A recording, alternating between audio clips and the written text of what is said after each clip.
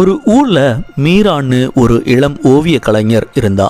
அவளோட பெரிய கனவெல்லாம் தன்னோட ஓவியங்களை ஒரு பெரிய பெயர் போன கேலரியில காட்சிப்படுத்தணும் அப்படிங்கிறது தான்.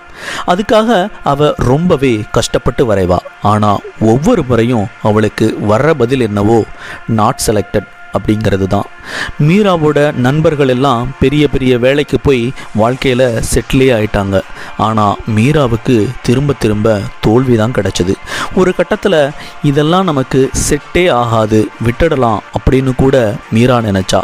ஆனால் அப்போ தான் அவள் யோசிக்க ஆரம்பித்தா, நம்ம ஏன் வரைய ஆரம்பித்தோம்?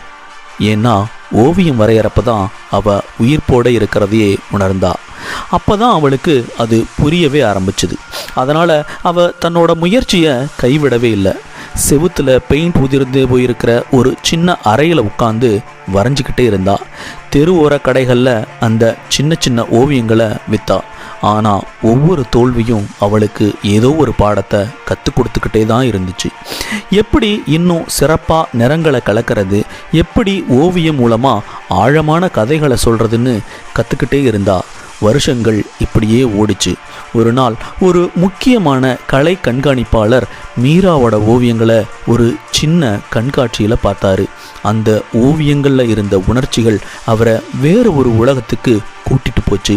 கண்டிப்பாக இது இங்கே இருக்க வேண்டிய ஓவியமே இல்லைன்னு நினச்சாரு.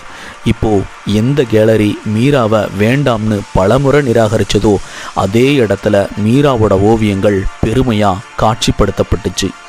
உங்களை எது இவ்வளவு தூரம் ஓட வச்சது அப்படின்னு எல்லாரும் கேட்டப்போ மீரா சொன்னா, என் வாழ்க்கையில் வந்த புயல் எல்லாமே என்னை தடுக்கிறதுக்காக தான்னு நான் நினச்சிக்கிட்டு இருந்தேன்.